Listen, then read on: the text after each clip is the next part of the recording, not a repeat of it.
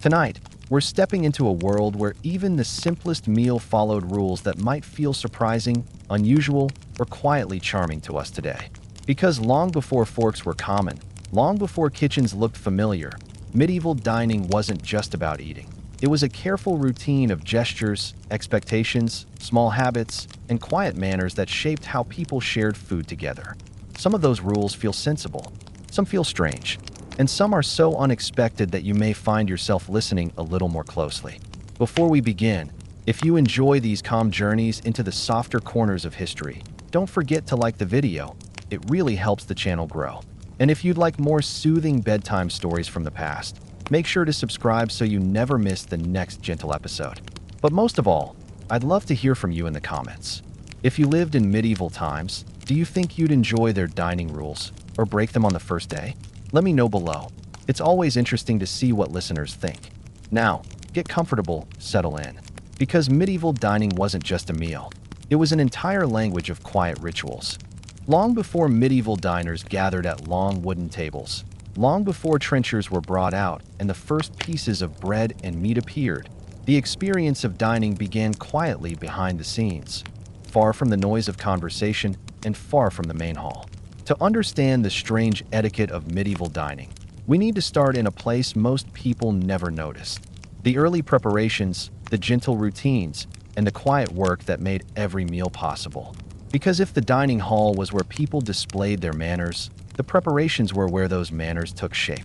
In most medieval households, large or small, meals were shaped by routine. But in larger estates, manor houses, castles, and even modest town homes, the preparations before dining were guided by countless small rules that reflected social order, expectations, and everyday logic. The meal did not simply appear. It unfolded slowly, tier by tier, like a calm ritual practiced every single day. Imagine a household just before noon, when the main meal of the day was about to begin. The morning had been busy with chores, tasks, and quiet work. Kitchens were warm from the fire. Servants and helpers moved about with steady footsteps.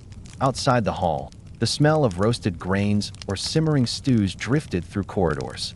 But the dining hall itself remained untouched, waiting for the moment it would come alive. The preparations began with something simple: cleaning the table surface. Most medieval tables were long wooden boards set atop trestles. The boards were often used for other tasks between meals, sorting items, preparing tools, laying out cloth. So before dining, someone wiped the boards clean with cloth dipped in warm water. The act was not dramatic, not ceremonial. It was simply necessary. Yet it was the first step in transforming the space from workroom to dining hall. Next came the table linens, though not every household used them. Wealthier homes draped long white cloths over the boards, letting them hang down on either side. These cloths acted as napkins, table covers, and indicators of status. But even modest homes used some form of cloth, a narrower strip laid along the center, or torn pieces of linen reserved for wiping hands. The cloth spoke silently. Clean cloth signified hospitality, order, and respect for diners. Even if the cloth had small imperfections, it represented intention. Then came the salt, which held far greater meaning than we might imagine today. Salt was precious and prized.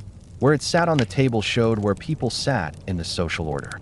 The master or honored guests sat above the salt, near the head of the table. Others sat below the salt, further down. The placement of the salt container, often a small wooden box or, in wealthier homes, an elegant salt cellar, was deliberate. It marked the invisible line of status even before anyone took their seat. With salt in place, the next stage of preparation involved arranging trenchers. These were thick slices of stale bread, used as plates. The bread soaked up juices and sauces, making the meal easier to eat and reducing the need for bowls. Trenchers could be eaten after the meal or given to the poor. Placing them on the table was a simple act, but it was part of a long tradition. In many homes, two diners shared one trencher, reinforcing the medieval idea that meals were communal, not individual. Sometimes wooden plates were used instead, but the idea remained the same. The meal was built around shared spaces, shared items, and shared etiquette. While the table was being arranged, another set of preparations took place nearby: washing of hands. Medieval dining etiquette placed enormous importance on clean hands. because most food was eaten with the fingers. Before the meal, a servant carried a small basin of warm water and a towel, offering it to each person in turn. This was done not only for hygiene, but also as a sign of courtesy. Clean hands were a symbol of readiness, respect, and discipline. Even children, if present, participated in this quiet ritual. Sometimes aromatic herbs were added to the water: lavender, sage, rosemary, leaving a faint scent on the hands. The washing was gentle and unhurried, done carefully so droplets did not fall onto clothing or the floor. It set a calm tone before the meal began. In larger homes, another figure entered at this stage: the butler or steward, responsible for overseeing service. Their role included checking the arrangement of cups, making sure pitchers were filled, and ensuring that the head of the table had everything required.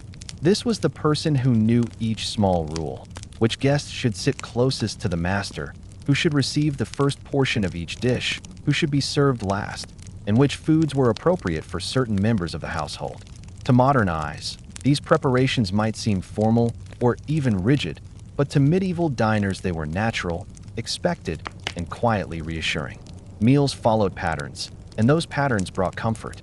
Once the hall was arranged, the next stage involved the serving order, which was a world of etiquette in itself. The highest-ranking individuals sat near the head of the table. Their trenchers were placed first. Cups of ale, wine, or water were filled first. Dishes were brought to them first. This wasn't arrogance. It was social structure reflected in everyday routine. In smaller households, these structures were softer but still present.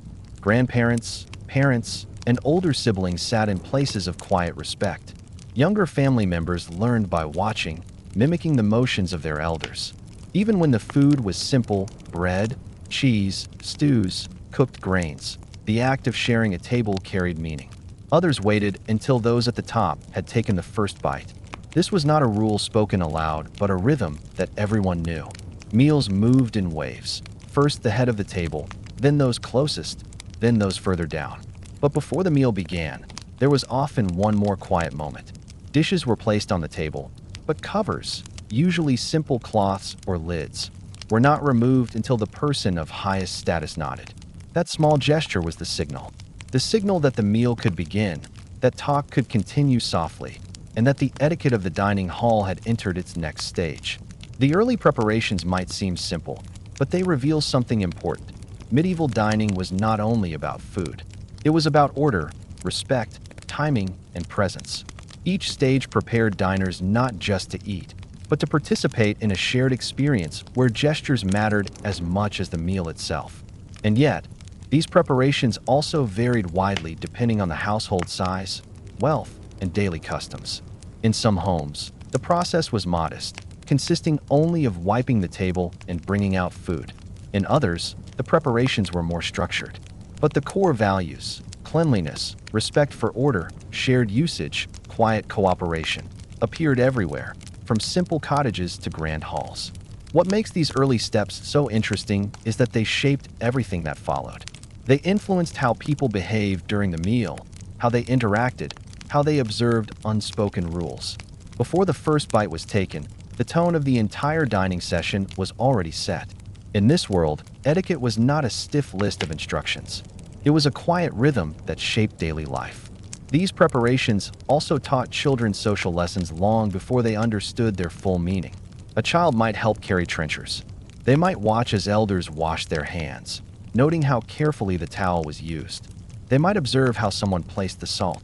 Through small tasks, children absorbed the structure of dining, not through lectures, but through participation. For adults, these preparations provided a sense of stability.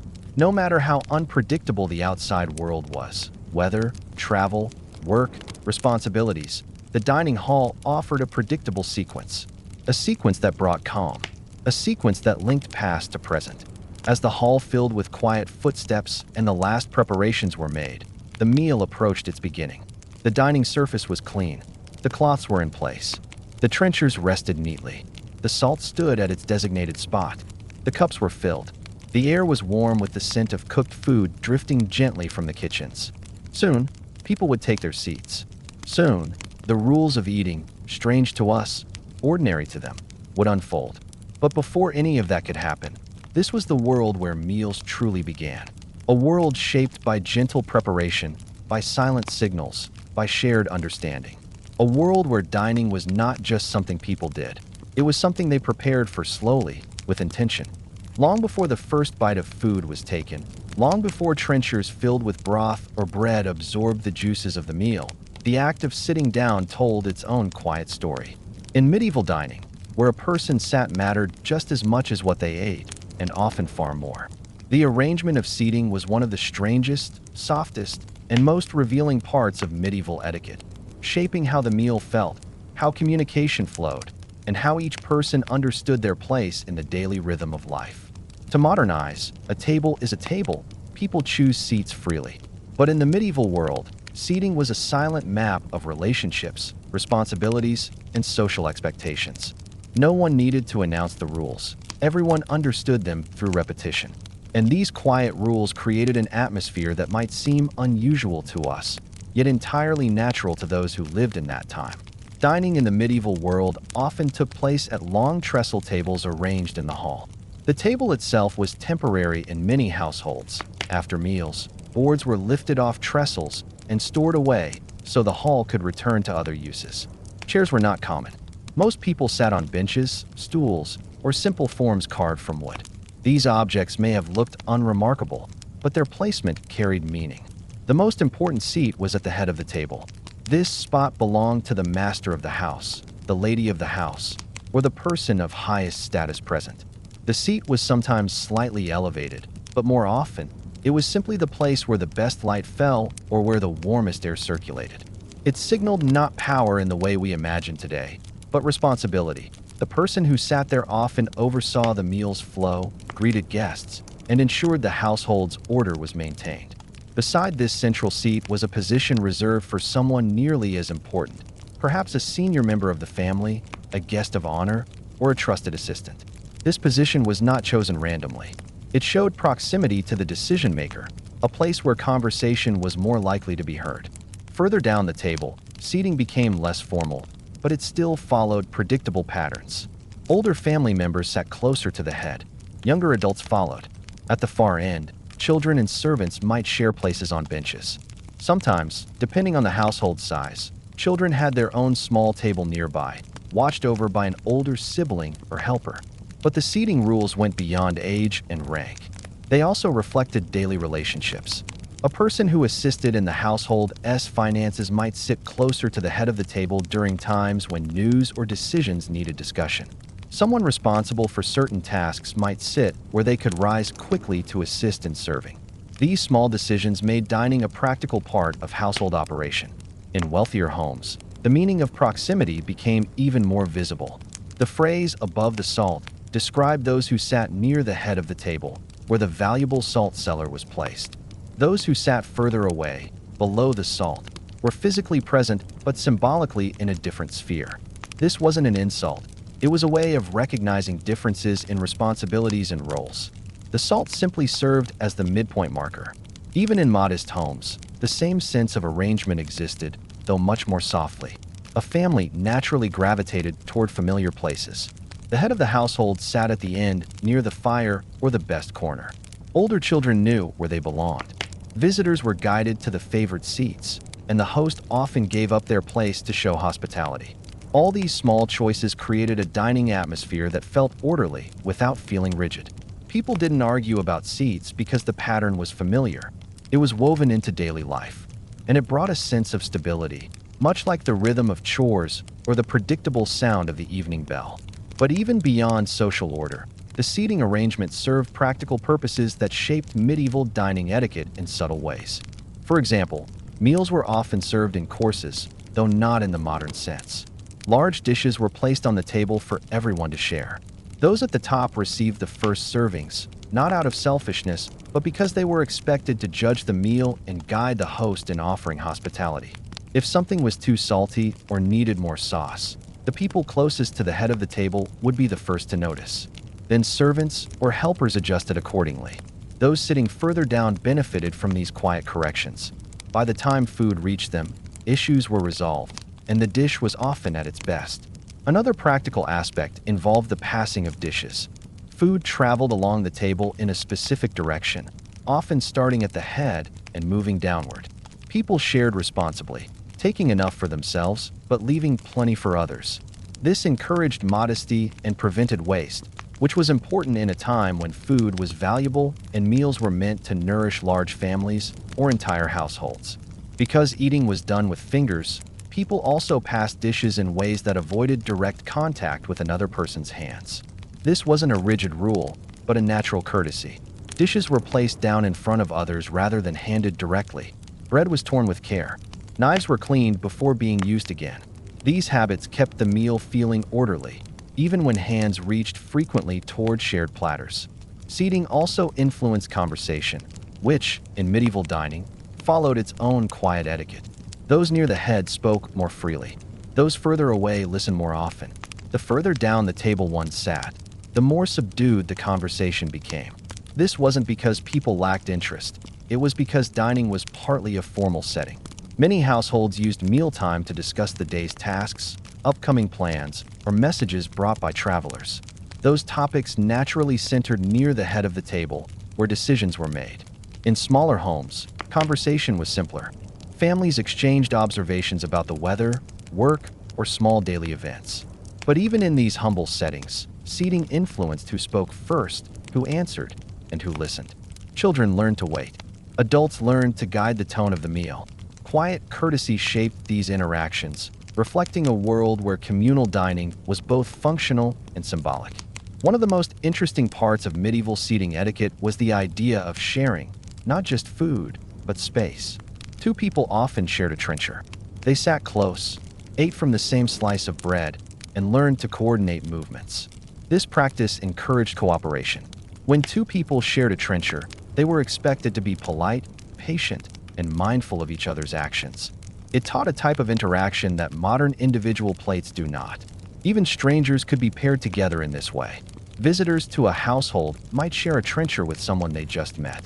This could feel unusual to us, but in medieval society, it was normal and even considered a gesture of friendship or welcome. Sharing made people feel connected. It also saved space and reduced the need for extra resources. Seating etiquette also extended to how people sat. Posture mattered. People were expected to sit upright, not lean heavily on the table, and avoid sprawling or resting elbows. Such habits were seen as signs of good manners.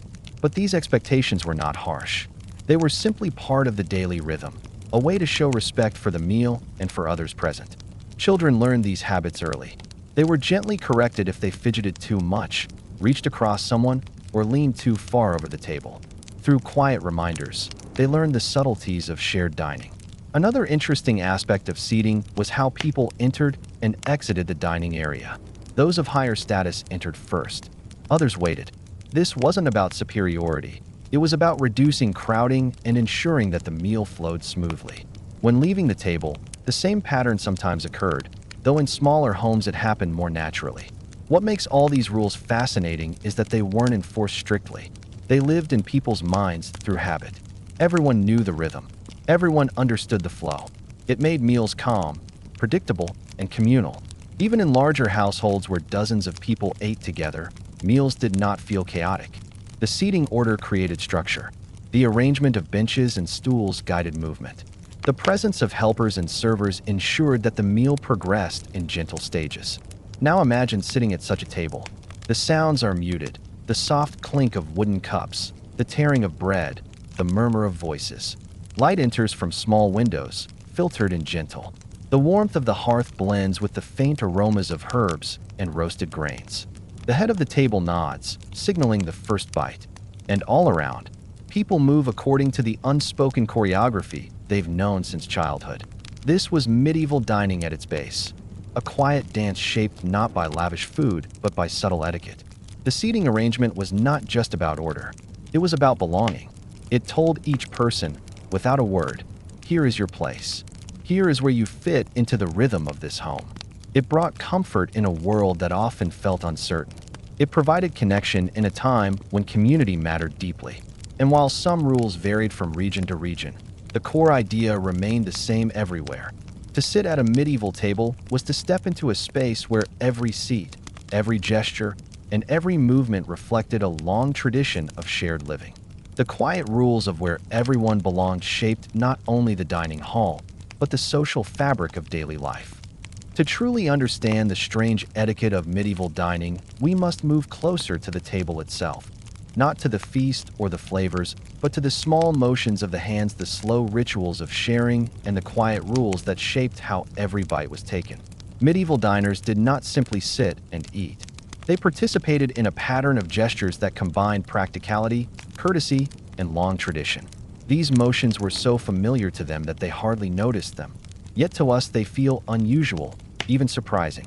The most important thing to understand is that medieval diners used their hands as their primary eating tools. Forks existed in some regions, but were not common for everyday use. Knives were familiar objects, though not used the way we use them today. Spoons were useful for broths or thick stews, but for the most part, eating was done with the fingers, clean, deliberate, purposeful fingers. Because of this, medieval etiquette placed enormous importance on how hands were used. The meal always began with washed hands. Guests approached the basin in turn, dipping their fingers carefully, drying them with cloth, and preparing themselves for the shared experience of the table. Clean hands were not only hygienic, but symbolic. They marked the beginning of dining as something orderly and respectful. Once seated, diners followed several quiet rules. One of the most important was never to use the entire hand when eating. Medieval etiquette valued delicacy. The use of only 3 fingers, usually the thumb, the forefinger, and the middle finger, was considered the proper method for picking up food. These fingers offered control without appearing greedy or careless. Using all 5 fingers was seen as clumsy. Using only 1 or 2 appeared awkward. The 3-finger method shaped how people approached every dish. When bread was torn, it was broken gently, not gripped tightly. When meat was picked up, it was grasped lightly, not clenched. When sauces were dipped into trenchers, fingers touched the food with intention, not haste. Sharing food was also governed by its own etiquette. Medieval diners rarely had individual plates. Instead, 2 people often shared a trencher, a thick slice of stale bread that acted as a plate. Dining with a trenchermate required cooperation. A person did not reach into the center of the shared trencher without awareness. They handled their portion gently, keeping their side tidy, leaving room for the other person. This quiet partnership made dining an act of cooperation, not competition.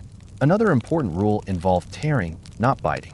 Diners did not lift large pieces of food to their mouths. Instead, they tore food into small, manageable pieces before eating. This prevented spills, looked more courteous, and allowed diners to maintain a calm, unhurried rhythm. Even when served large cuts of meat, the proper method was to use a personal knife to cut a small portion on the trencher, then lift it with the fingers. Knives themselves followed their own etiquette. Medieval knives were personal belongings, often carried in sheaths. They were not table knives as we know them. They were multi-purpose tools. A guest might bring their own knife, polished and sharpened. However, they did not use it recklessly.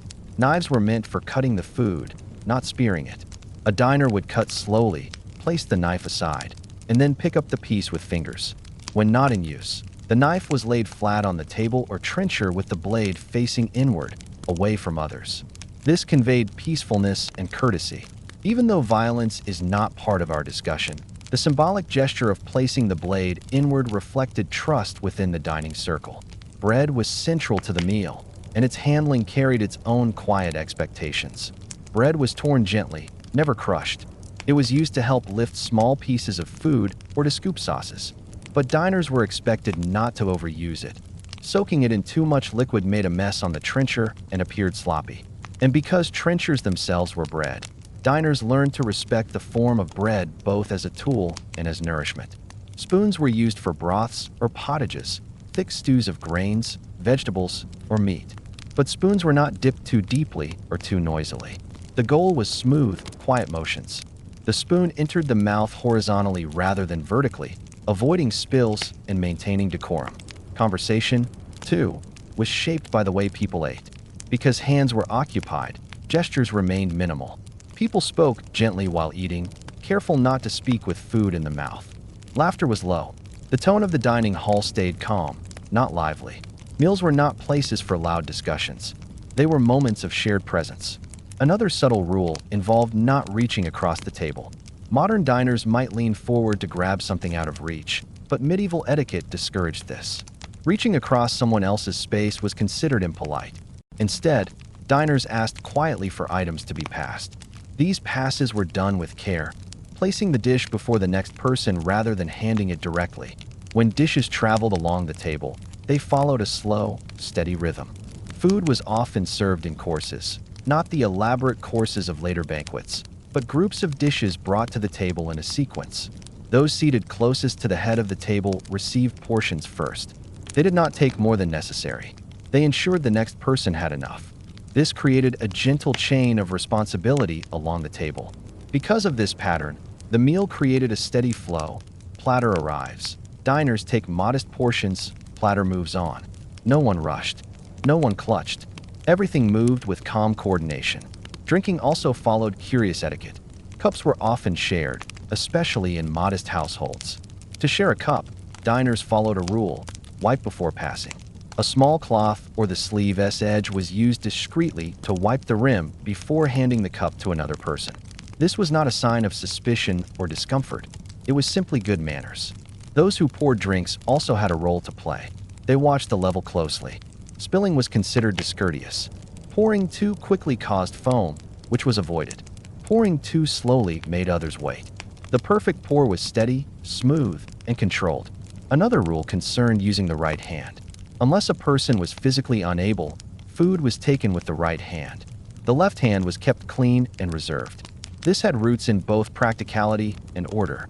People who ate with their left hand were considered untrained in etiquette, so children were guided gently to use their right. Dining also required attention to the tablecloth. This cloth was not only decorative, it acted as a communal napkin. Diners used their fingers to remove crumbs gently, wiped tips lightly when needed, and avoided making stains or marks. The cloth's cleanliness reflected the household's character. Families took pride in maintaining neat table linens, even when the cloth showed signs of age. As strange as it may seem, smelling food before eating was discouraged. Sniffing a dish was seen as a sign of distrust or impatience. Diners were expected to accept what was served without dramatic reactions. When a dish was placed before them, they simply waited for the proper moment to begin and enjoyed the meal without fuss. Eating in sequence was also part of the etiquette. People did not pick and choose pieces randomly. They followed the natural order of the platter. If a dish was arranged in layers, vegetables below, meat above, diners took from the top first and moved downward gradually. This ensured fairness and preserved the dish's appearance as it traveled down the table. Another surprising rule was the expectation to avoid chewing audibly. Medieval dining was quiet. The sounds of eating, loud chewing, slurping, or gulping, were considered bad manners. People learned to chew gently, swallow calmly, and take modest bites. This created an atmosphere where the soft clink of cups and gentle murmur of conversation dominated the hall. The entire experience, from the gentle tearing of bread to the slow passing of dishes, became a kind of dining choreography. Not rigid, not pressured, but consistent. And consistency brought comfort. Even children were part of this process. They learned by watching how to take a small portion, how to wipe fingers subtly on the cloth, how to tear bread quietly, how to hold a spoon at the right angle. Parents corrected them with soft words. Older siblings demonstrated the motions without thinking. Over time, children absorbed the rhythm until it felt natural. Guests experienced this etiquette too. When visiting another household, a guest paid attention to small cues. When others began, how they handled portions. When they reached for the drink, how they interacted with trenchermates. These silent observations allowed the guest to blend into the household's rhythm. One of the gentlest forms of medieval etiquette involved helping one's neighbor. If a trenchermate struggled to cut a piece of food, the other person might steady the trencher or assist politely. If a guest was seated near someone older, the younger person might offer the first cup of drink. If a dish arrived within someone's reach, that person passed it onward without being asked. This shared environment made medieval dining feel more cooperative than individual. Every gesture felt connected to another. And yet, despite these many rules, the atmosphere was not stiff or uncomfortable. It was simply patterned, predictable, familiar. People knew their role. They knew what was expected. and that allowed the meal to flow with a calmness that is rarely seen in modern dining. When the last pieces of bread were eaten, when the final spoonfuls of pottage were taken, and when the table began to clear, the etiquette changed again, moving into another set of rituals which shaped how the meal ended. But in the heart of the dining hall, at the moment when hands were moving carefully, when knives were placed gently beside trenchers, when cups were passed with care, medieval diners were not just eating. They were participating in a social tradition that shaped how communities lived together. Their hands told the story, a story of courtesy, cooperation, and quiet order. When we imagine medieval meals, we often picture the diners themselves, people sitting at long wooden tables, tearing bread, sharing trenchers, and following quiet rules of posture and politeness. But behind the calm appearance of the dining hall existed an entire world of preparation, coordination, and soft-spoken rituals carried out by those who served the meal. Without these helpers, the dining table would have felt chaotic. Their presence turned meals into smooth routines. Their work shaped the tone of the gathering long before anyone took the first bite. To fully understand the strange etiquette of medieval dining, we must step into the shadowy, calm spaces just beyond the hall. The doorways where servers waited, the kitchens where dishes were arranged in order, and the pathways where people moved with steady practice steps. Because in the medieval world, serving a meal was a quiet choreography, one built on unspoken rules, predictable motions, and a sense of order that left the dining hall peaceful even when dozens of people shared the same space. Long before dinner began, the kitchen became a world of rhythm. Not hectic noise, but controlled activity. The kitchen fire had been burning since morning. Large pots simmered with broths. Bread rested on cloth-covered boards. Small bowls stood in a line, ready to hold sauces prepared with herbs and stocks. Servers moved through this space carefully, aware of timing. A dish could not be late, nor could it sit too long. Medieval kitchens were places of warm air, glowing coals, and steady footsteps. And when the moment came to serve the meal, the first rule was simple. It had to be done quietly. Servers did not storm into the hall. They did not rush. They entered slowly, carrying each dish with both hands, keeping their steps steady to prevent spills. This quiet entrance set the tone. If the server moved calmly, the diners remained calm. The placement of each dish followed its own subtle etiquette. Dishes did not simply appear wherever there was space. Instead, they were set in specific places along the table, closest first to the seat of honor, then outward in waves. The person at the head of the table always received the first glimpse of the dish, not because they would take the largest portion, but because they symbolically welcomed the meal.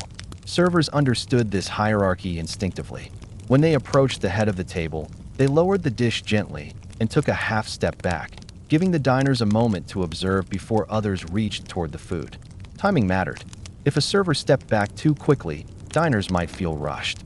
If they lingered too long, it seemed intrusive. Every movement matched the pace of the household. Once the first dishes were placed, servers continued down the table, always on the left side of diners whenever possible. This left side approach was part of an unspoken rule.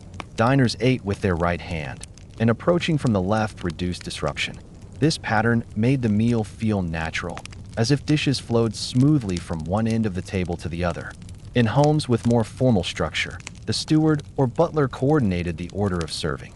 This person did not carry dishes themselves, but guided others with nods or soft instructions. They knew which dishes should appear first, how long each course should last, and when to bring the next set of foods. Their job was not to command, but to observe, noticing when trenchers grew empty, when cups needed refilling, or when the head of the table leaned forward as a sign that the next dish could be brought. This attention to detail created an atmosphere of quiet reassurance. Diners did not have to ask for anything. The rhythm of serving took care of them. Refilling cups also followed strict but gentle rules. The server did not interrupt conversation. They stood slightly behind a diner, waiting for a natural pause.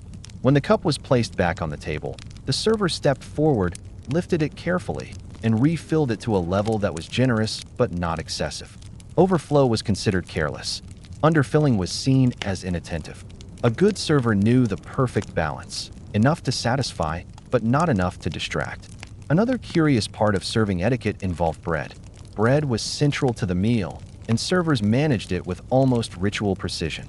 They brought loaves wrapped in cloth, set them near the trenchers, and then waited for diners to tear the bread themselves. In wealthier households, a designated carver or breadmaster might slice the first portions, offering them to the head of the table first. This role carried honor. The carver was usually a person trusted with sharp tools and the responsibility of presentation. The same applied to meats that required carving. The carver stood at a small side table, slicing portions with slow, measured motions. They did not rush. They did not cut loudly. The goal was to create smooth, even pieces without unnecessary motion. When finished, they transferred the slices onto serving platters and nodded for servers to carry them into the hall. Sauces were handled even more carefully. A medieval meal often included bowls of thick, herb-filled sauces used for dipping meat or bread. But a sauce bowl could not simply be placed at random. The server set it within easy reach of several diners, then stepped back so the table could adjust itself. If someone reached too far for the bowl, a server moved it slightly closer without interrupting the flow of conversation. The entire serving process created a sense of quiet respect for the food, for the diners, for the household rhythm. Another fascinating detail was the expectation that servers should remain unseen and unheard as much as possible. They did not linger near the table. They moved along the walls, always circling behind diners rather than passing in front of them. This kept the dining area feeling spacious and prevented the sense of overcrowding. Even when many helpers were present, diners often felt as though the meal moved magically, without any visible effort. And yet, servers had another important role: removing dishes. Once a dish had been mostly eaten, they stepped forward, lifted the platter gently, and carried it away in a smooth motion. They did not scrape trenchers at the table. They did not stack dishes visibly. All of that happened out of sight, in a side room or the kitchen. Clearing the table allowed the next course to appear with freshness and order. In smaller households, the process was simpler. A helper or family member carried dishes themselves. But even then, the same principles applied: quiet motion, careful placement, thoughtful timing. One of the most interesting roles in medieval dining was that of the cupbearer, a person responsible solely for drinks. In larger homes, this task was highly respected. The cupbearer held pitchers and watched diners closely. They timed their approach, so the cup was never empty and never too full. In some traditions, the cupbearer also tasted the drink before serving, not for suspicion, but as a sign of trust and assurance. The act was calm, deliberate, and symbolic.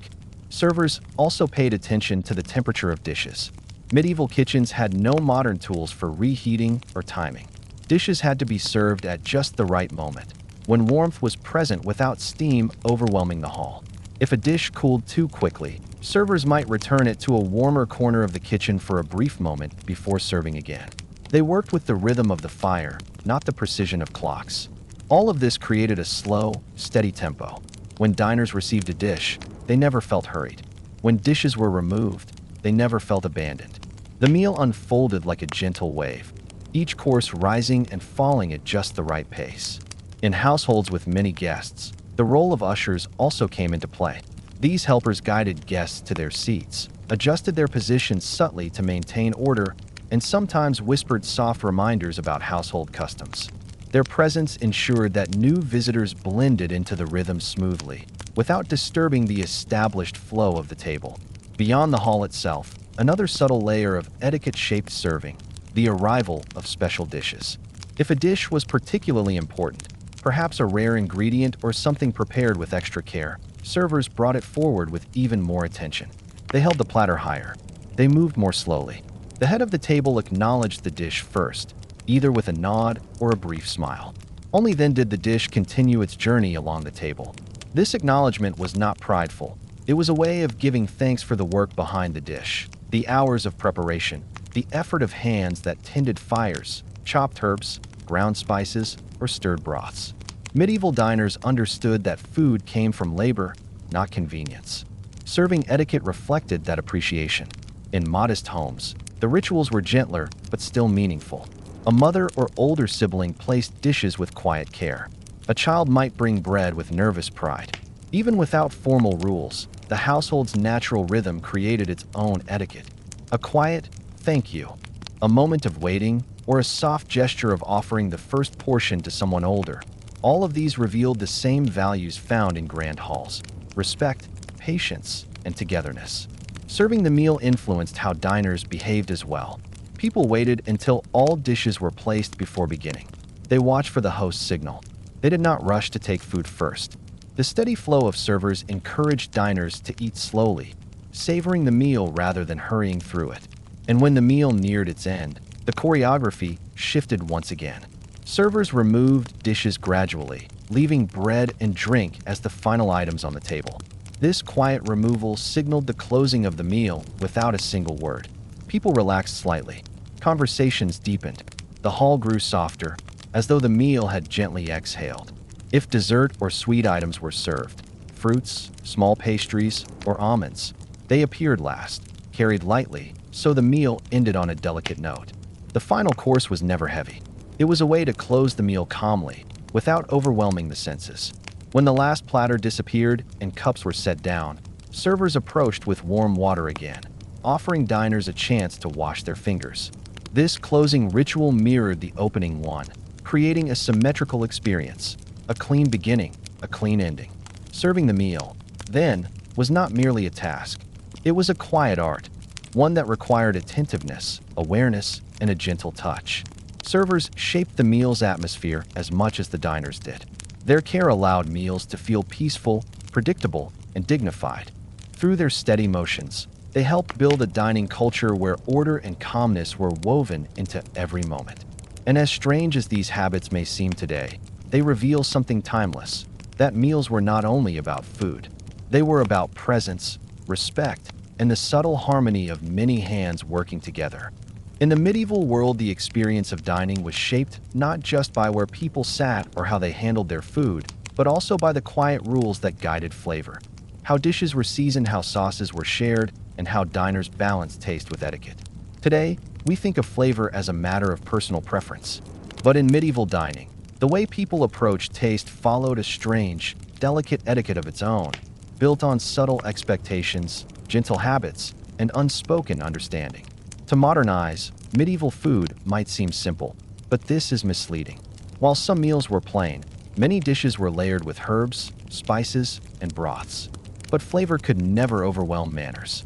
Every taste, every dip, every pinch was guided by soft rules. Rules that shaped how people interacted with food and with each other.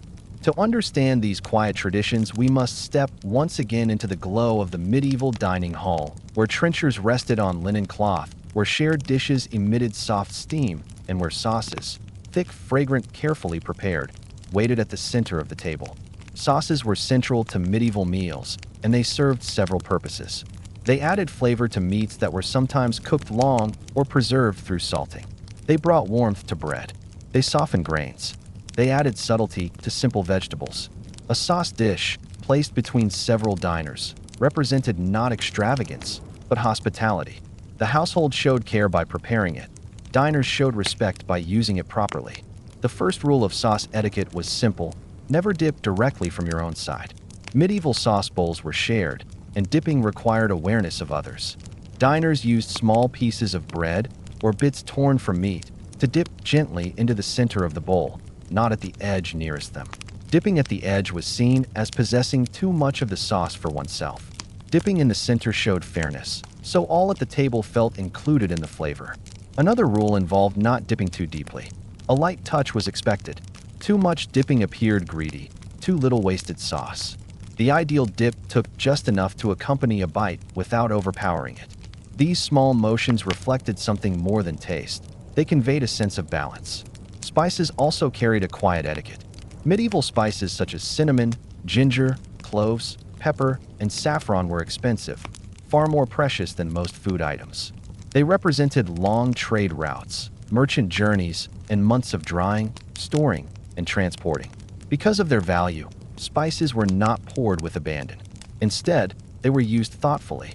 In wealthier households, a steward or spice keeper managed the spice supply with meticulous care. They locked spices in wooden boxes, measured them with small spoons, and added them at specific times during cooking. At the table, if spices were presented separately, they were handled delicately. Diners took a small pinch, not a handful. They added spices quietly to the corner of their trencher, not directly onto shared dishes. This prevented overpowering the food and allowed others to enjoy their own preference. In modest homes, spices were used sparingly, but even there, etiquette shaped their use. A family might have a small pouch of herbs, sage, thyme, or parsley. These herbs were sprinkled gently, often by the head of the household, and used in ways that showed appreciation for their flavor rather than extravagance. One of the most unique aspects of medieval flavor etiquette involved balance. Medieval diners valued dishes that blended warm, sour, sweet, and earthy notes. A stew might include onions and turnips, but also dried fruits or a bit of vinegar. A sauce might combine herbs with mild sweetness. These flavor combinations were not accidental. They reflected an understanding of taste rooted in harmony. And diners respected this harmony by eating slowly, noticing each layer, and avoiding behaviors that disrupted the intended blend. Even the act of smelling food before tasting had its own rules. Medieval diners avoided lifting dishes to inhale deeply. This was considered rude or impatient. Instead, they discovered flavors by tasting them gently, allowing the dish to reveal itself naturally. The goal was not to evaluate the dish like a critic, but to enjoy it quietly, respectfully. Another part of medieval flavor etiquette involved the sharing of rare foods. If a dish included something expensive, imported fruits, spiced sauces, or carefully prepared meats, diners took smaller portions automatically. No rule needed to be spoken. Everyone respected the value. This created a sense of equality at the table. No matter a person's status, they understood the importance of leaving enough for others. People also valued freshness, though in a different way than modern diners. Freshness did not mean raw vegetables or just picked produce. It meant ingredients prepared thoughtfully and seasoned with care. Bread should not be too stale. Broths should not be overcooked. Herbs should not overwhelm the dish. Diners showed appreciation by eating quietly, savoring each bite, and acknowledging the cook or server with a small nod or soft word. These soft interactions shaped the atmosphere. A medieval dining hall was often filled with warm aromas, gentle conversation, and steady movement. Dishes passed slowly from one pair of hands to another. Each time a platter approached, diners prepared by finishing their current bite, wiping their fingers on linen, and taking a moment before accepting the next taste. Because eating was done with fingers, the way diners handled food influenced the perception of flavor.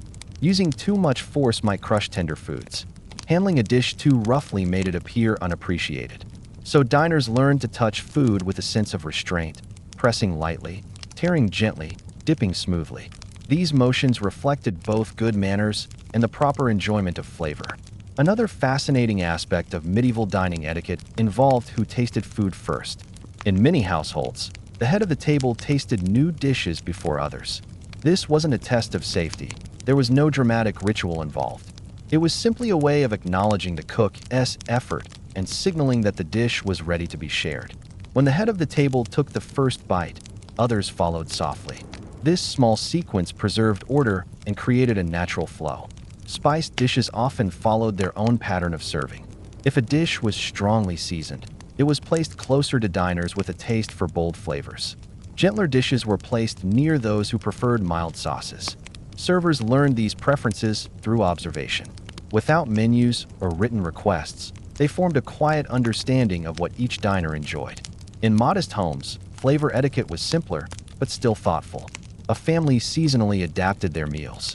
In summer, herbs were fresher, so soups and stews tasted greener. In winter, dried herbs and preserved spices shaped the flavor, giving it warmth. Families knew how to stretch spices for months, using small amounts, but making each dish feel complete. Children learned flavor etiquette by watching adults.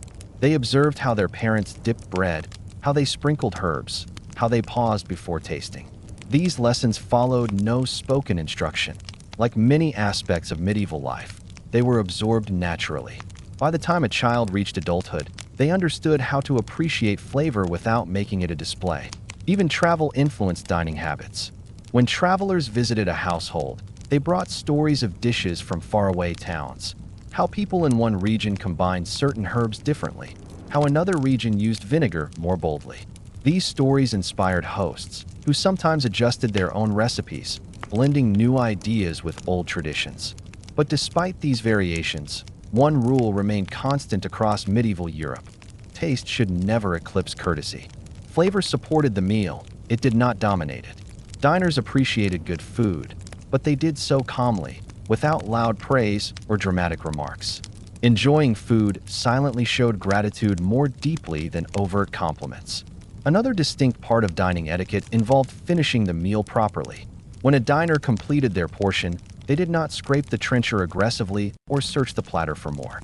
Instead, they placed the remaining bread aside gently, took a sip of drink, and waited for the next dish. If they were full, they rested their hands lightly on their lap, signaling they did not need more. In wealthier households, the steward observed these cues and instructed servers accordingly. In simpler homes, family members understood one another's signals naturally. The handling of trenchers also reflected etiquette. Because trenchers absorbed sauces and flavors, they were sometimes eaten at the end of the meal. But diners never ate their trencher too early or too quickly. They waited until the final course, allowing the trencher to gather flavors throughout the meal. Eating the trencher was not only practical but also symbolic. It meant the meal had reached its natural completion. When spices were rare, their final use at the end of the meal created a subtle closing note. A few dried fruits might be offered, lightly seasoned with a pinch of spice. These gentle flavors ended the meal on a soft, comforting note, much like the final candle burning low as the hall grew quieter. Even drinks followed a flavor etiquette. Drinks were not consumed in large gulps. They were sipped slowly, allowing the warmth or coolness to blend with the flavors of the meal. In households where drinks contained herbs, mint, rosemary, or sage, the infusion added a fresh finish to the experience. When the meal drew to a close, servers sometimes brought small bowls of warm water scented with herbs. Diners dipped their fingers lightly, washing away the flavors of the meal. This ritual mirrored the beginning of the meal: clean hands before eating, clean hands after finishing. It created a sense of calm symmetry. In the medieval world, flavor was not just a matter of taste. It was a matter of timing, sharing, respect, and balance. The way diners handled sauces, used herbs, and savored dishes reflected the values of the household. Even the simplest meal carried meaning when approached with quiet manners. Through these soft rituals, medieval people created an experience that was not about feasting or extravagance, but about togetherness, tradition, and gentle appreciation.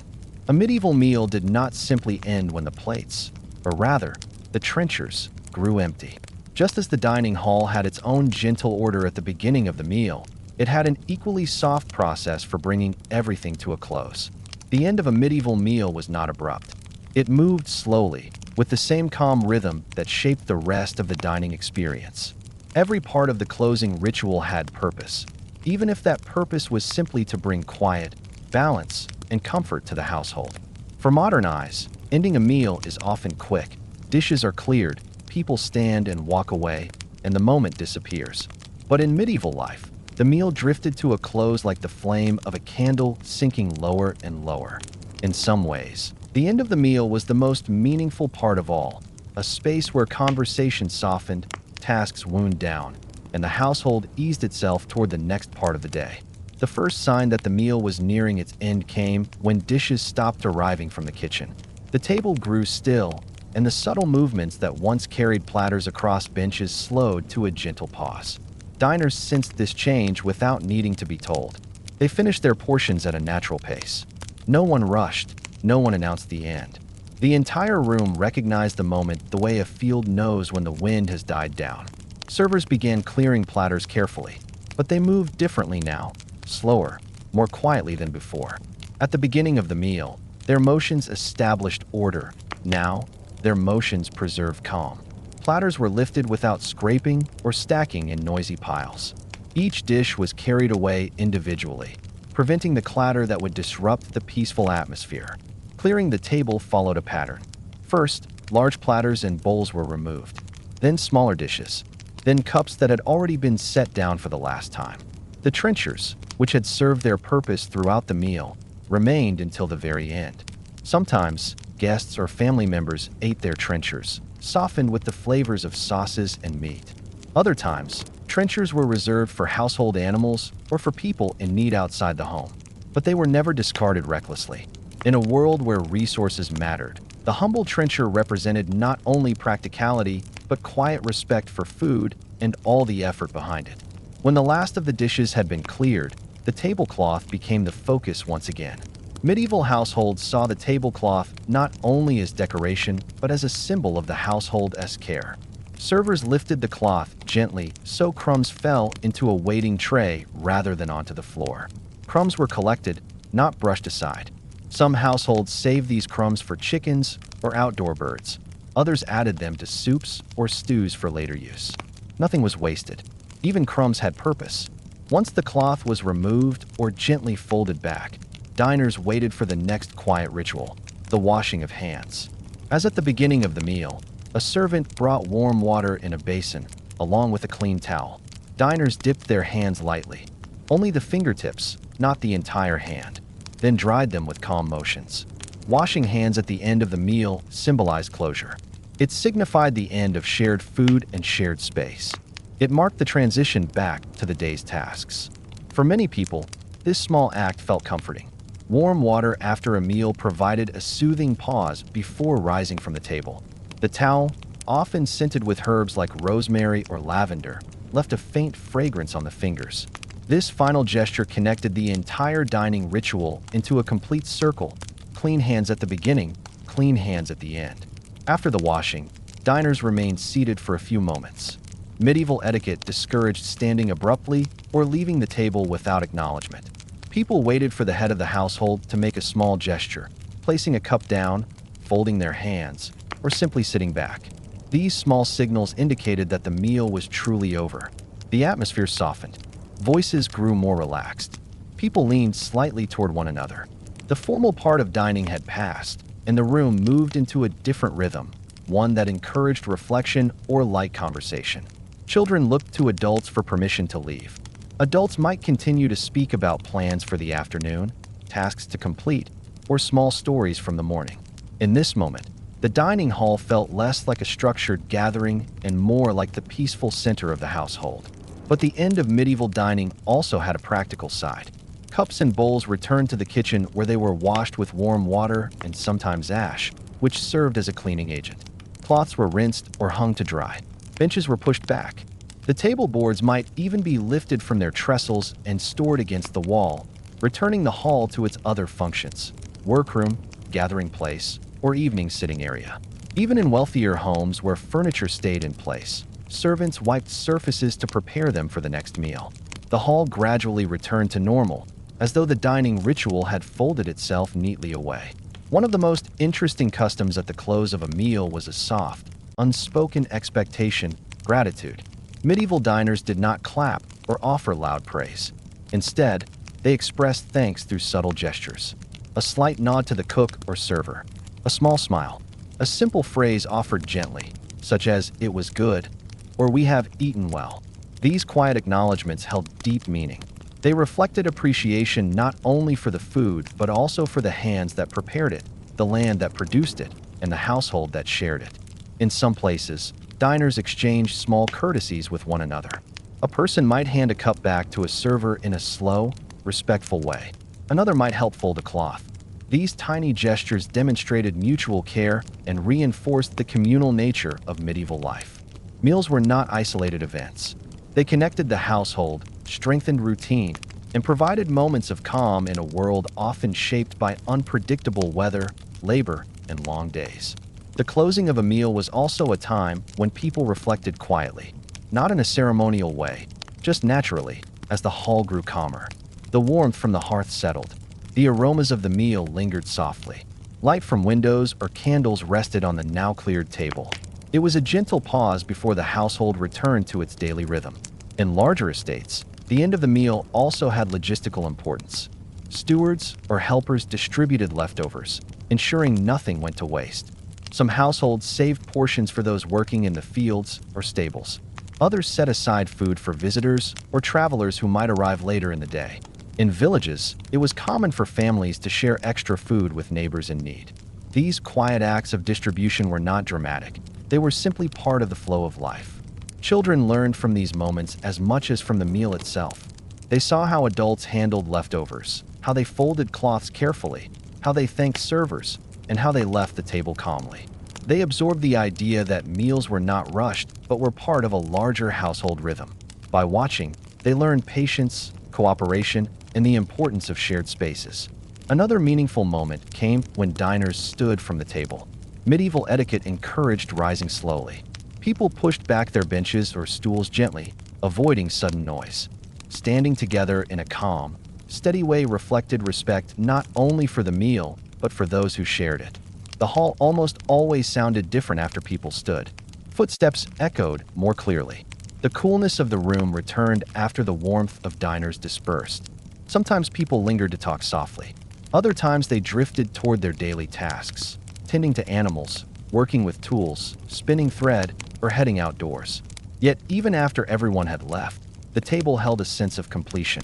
The meal's memory remained in the faint scent of herbs, the warmth of the room, and the careful order restored by servers. It was as though medieval meals left a gentle footprint in the hall, never loud, never overwhelming, always calm. And because meals were central to household life, the way they ended shaped the day as much as the food itself. A peaceful close meant the household moved into the afternoon with harmony. A well-served meal left people with a quiet sense of satisfaction and stability. In this way, the ritual of ending a meal was as important as eating it. It bound people together, it provided rhythm, and it preserved the atmosphere that medieval people valued, one of courtesy, cooperation, and calm routines. It is easy to overlook the end of a meal, but in the medieval world, the final moments of dining carried their own quiet significance. They taught patience. They taught gratitude. They taught respect not just for food, but for the community of people who shared it.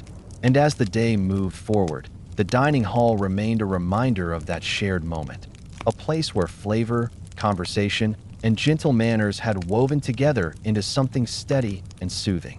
Thank you for joining this quiet walk through the strange, gentle world of medieval dining. The small rituals, the slow movements, the shared trenchers, and the careful hands all remind us how much attention people once gave to the simplest moments of daily life. If tonight's story helped you unwind or drift a little closer to sleep, I'm glad it could keep you company.